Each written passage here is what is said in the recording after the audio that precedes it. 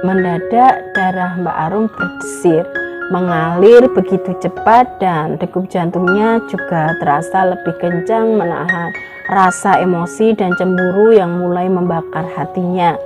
Terlebih saat melihat mereka beberapa kali berciuman bibir ketemu bibir.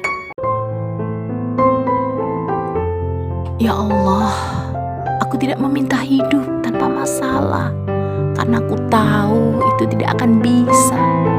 Aku hanya meminta hati yang sabar, hidup yang sehat, dan iman yang istiqomah, agar aku bisa kuat dan tabah dalam menjalani kehidupan. Open Diary. Pada kesempatan yang baik ini, Elin Story mengucapkan Dirgahayu kemerdekaan Republik Indonesia yang ke-78. Semoga Indonesia menjadi negara yang makin maju, kuat dan sejahtera rakyatnya. Terus melaju untuk Indonesia maju. Assalamualaikum warahmatullahi wabarakatuh. Halo Elin Story Lovers, apa kabar kalian hari ini? Pada kesempatan kali ini saya akan membawakan sebuah kisah yang dikirim oleh Mas Suseno di Jawa Timur. Diary, kisah ini aku ceritakan kembali berdasarkan cerita nyata dari istri kawanku, sebut saja namanya Mbak Arum. Seiring perkembangan teknologi, kini banyak orang yang mulai mengalihkan usahanya dari sistem konvensional ke jalur online, terutama media sosial. Sama seperti Sutresno temanku. Sutresno memiliki sebuah kedai kopi yang dikelola bersama istrinya, Arum namanya. Aku biasa memanggilnya Mbak Arum. Dulu usaha kedai kopi mereka biasa-biasa saja. Namun setelah dipromosikan lewat medsos, kini usahanya semakin berkembang. Diary, hampir setiap hari banyak ojek online yang ngetem di sekitar kedai kopinya dengan harapan ada orderan yang nyantol ke akun mereka. Penyebabnya karena kedai kopi milik Sutresno juga melayani take away. Beragam menu makanan dan minuman ditawarkan dengan harga yang bersahabat. Kedai kopi yang hanya berada di depan rumah tinggal Sutresno itu pun semakin ramai. Kebetulan halaman depan dan halaman samping rumah Sutresno juga cukup luas, dan di beberapa sudut dibuat gazebo dan juga gubuk, serta beberapa bagian lainnya diberi meja bundar plus kursi serta payung, sehingga pengunjung cukup nyaman saat bersantai di kedai tersebut. Dan toilet pun tidak hanya satu, namun sudah ditambah untuk toilet pengunjung yang lokasinya jadi satu area dengan toilet untuk keluarga, meskipun pintu aksesnya terpisah. Untuk area parkir sendiri juga cukup luas.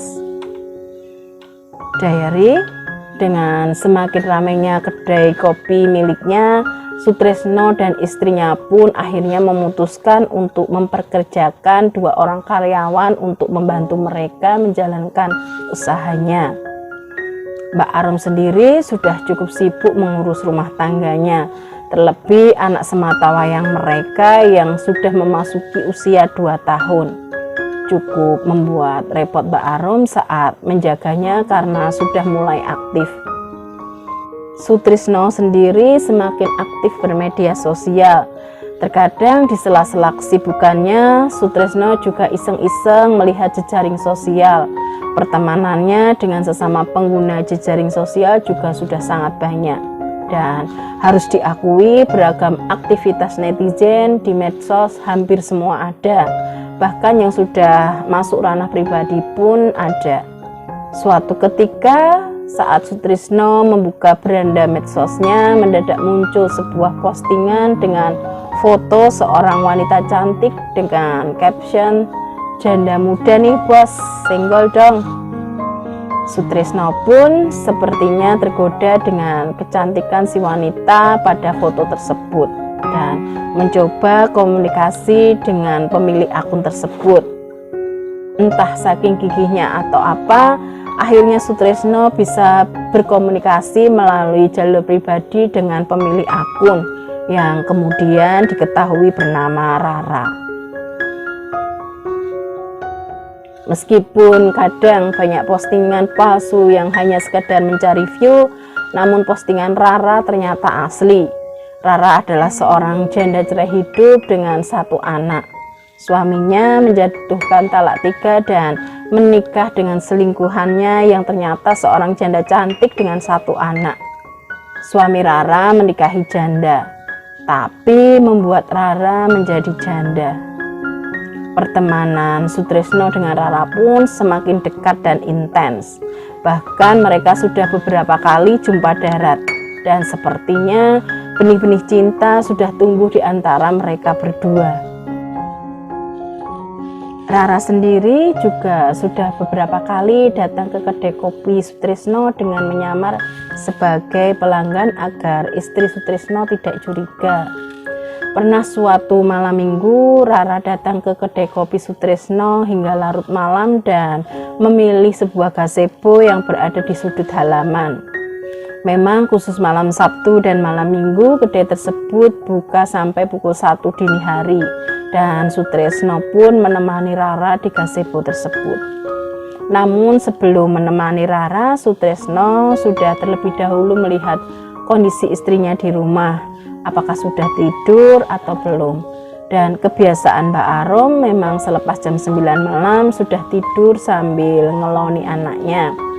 Mungkin karena lelah seharian ngurus pekerjaan rumah tangga dan juga anak kecil. Sekitar jam 12 malam Mbak Arum terbangun karena merasa kandung kemihnya penuh dan harus segera buang air kecil. Mbak Arum pun segera menuju toilet yang berada di samping rumahnya. Namun saat keluar dari toilet, Mbak Arum sepintas melihat laki-laki mirip suaminya berada di sebuah gazebo yang berada di sudut halaman bersama seorang wanita. Dan posisi duduk mereka begitu dekat. Mbak Arum pun memperhatikan lebih fokus lagi ke arah gazebo tersebut. Dan ternyata benar, laki-laki itu adalah Sutrisno, suaminya. Mendadak darah Mbak Arum berdesir, mengalir begitu cepat dan degup jantungnya juga terasa lebih kencang menahan rasa emosi dan cemburu yang mulai membakar hatinya. Terlebih saat melihat mereka beberapa kali berciuman bibir ketemu bibir. Mbak Arum pun segera keluar rumah menuju gazebo itu. Sutrisno dan Rara yang sedang asik berduaan pun kaget dengan kedatangan Mbak Arum yang tiba-tiba. Keributan pun terjadi dan mereka menjadi sorotan pengunjung yang masih berada di kedai itu. Diary, singkat cerita, Sutrisno ternyata lebih memilih Rara dan menceraikan Mbak Arum. Akhirnya Mbak Arum pun kembali ke rumah orang tuanya beserta anak semata wayangnya. Sebuah lingkaran kehidupan yang aneh menurutku. Rara menjadi janda akibat dicerai suaminya yang lebih memilih janda, dan Mbak Arum pun menjanda akibat Sutrisno lebih memilih Rara yang berstatus janda. Mungkin benar kata orang, perawan memang menawan, tetapi janda lebih menggoda. Semoga ada hikmah dari kejadian ini.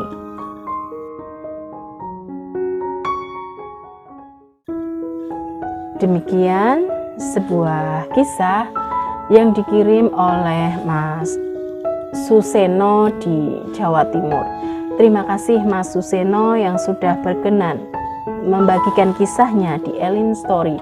Nah, buat kalian yang mempunyai kisah yang serupa dengan kisahnya Mas Sutrisno atau mempunyai pengalaman hidup yang tidak bisa kalian lupakan sepanjang hidup kalian, silahkan kalian kirim di elins.story@gmail.com.